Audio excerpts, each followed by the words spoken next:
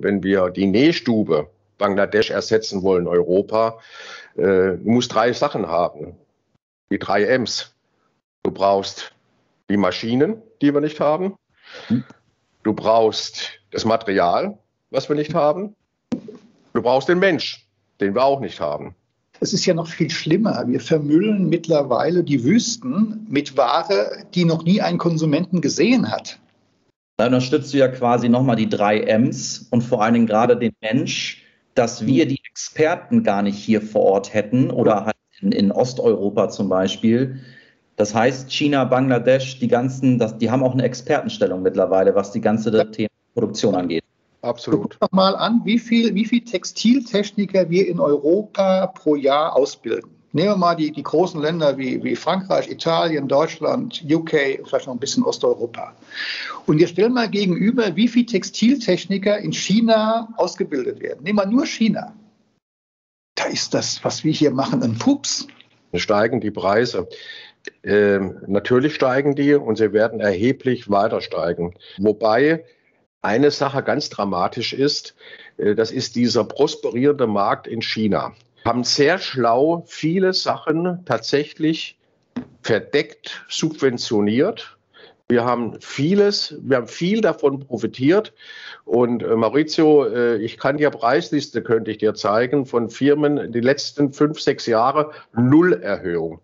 Wir hatten doch überhaupt keine Preiserhöhung. Wir hatten noch Eckpreislagen sind doch jahrelang stabil geblieben und keiner konnte sich erklären, warum das überhaupt kommt. Das war subventioniert und die sind weggefallen, weil plötzlich auch China einen wahnsinnigen Binnenmarkt hat.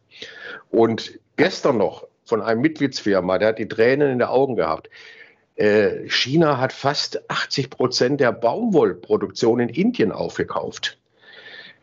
So viel brauchen die auch nicht mehr Baumwolle. Das wird auch wieder zurückschlagen. Wo ist die positive Entwicklung denn?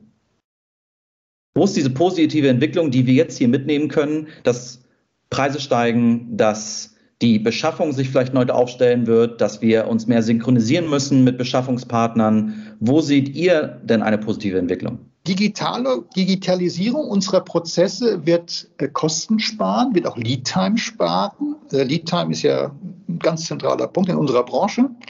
Und ich glaube, wenn wir die Möglichkeit haben, über die gesamte Kette, nämlich jetzt fange ich nicht beim Produzenten an, sondern fange bei der Vorstufe an, das war ja unser Thema ganz am Anfang des Gesprächs, wenn ich da, ich sage mal, eine Transparenz habe und kann das synchronisieren, und ich glaube, die Instrumente dazu haben wir ja, wir nutzen sie nur nicht, und wenn wir diese Instrumente implementieren, dann bekommen wir, glaube ich, auch eine Verschlankung der Prozesse und auch eine höhere Speed. Ja. Wir werden, glaube ich, nicht mehr Produkte entwickeln und dann 5-mal anprobieren und 5-mal wieder die Farbe umschmeißen.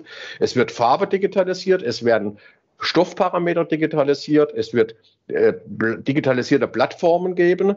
Und Thema Polyamid oder Polyester und Wiederverwertung von Kunststoffflaschen. Wir müssen natürlich auch daran denken, dass wir irgendwann mal auch die Umweltkosten internalisieren müssen. Wenn wir das tun würden, wäre nämlich plötzlich die Nutzung des Plastik aus Meeresmüll günstiger als Polyester neu zu entwickeln.